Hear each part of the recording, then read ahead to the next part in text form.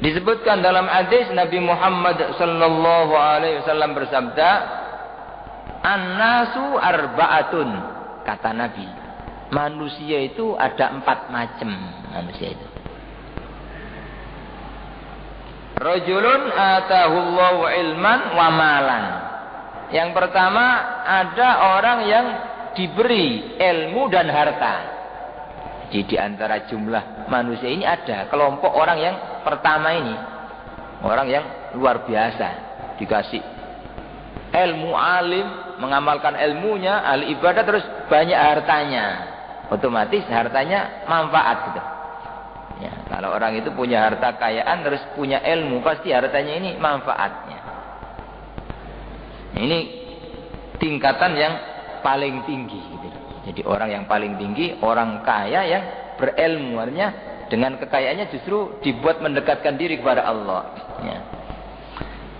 Yang kedua, kata Nabi,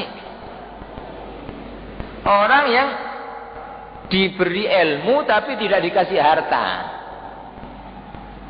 Jadi dia ngerti agama, dia senang belajar ilmu agama, ngerti syariatnya, tapi tidak punya harta.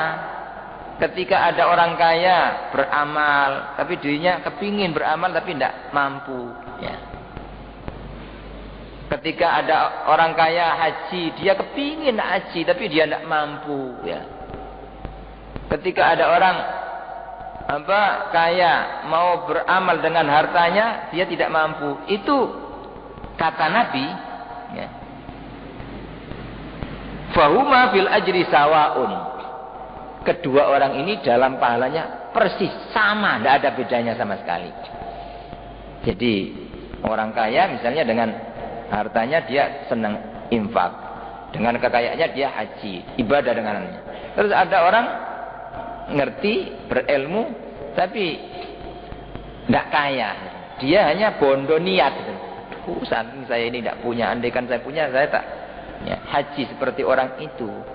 Saking saya tidak punya, andaikan saya punya, saya tak infak seperti orang itu. Itu kata Nabi, bahwa fil ajri sawa, pahalanya sama, pahalanya sama. Ya, jadi kalau melihat hadis Nabi ini, sebenarnya untuk mendapatkan pahala dari Allah itu tidak harus orang kaya. Ya.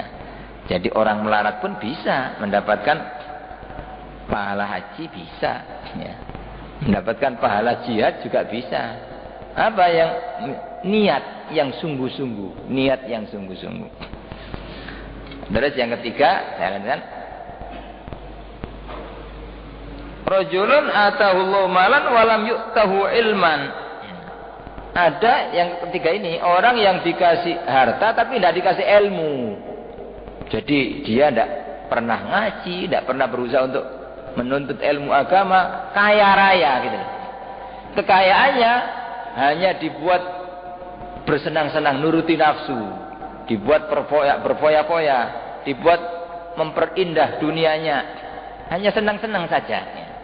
Ya, dibuat maksiat. Ya. Maka orang yang kaya demikian ini apa? Ya, justru akan binasa dengan kekayaannya.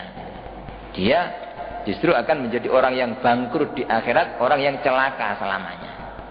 Kemudian yang keempat, ya, orang yang paling jelek, orang yang tidak dikasih harta, juga tidak dikasih ilmu. Artinya dia ngaji malas, ya, ibadah malas, ya, tapi juga melarat gitu loh. Sudah melarat, ya, tidak punya ilmu, tapi dia hanya ngelamun.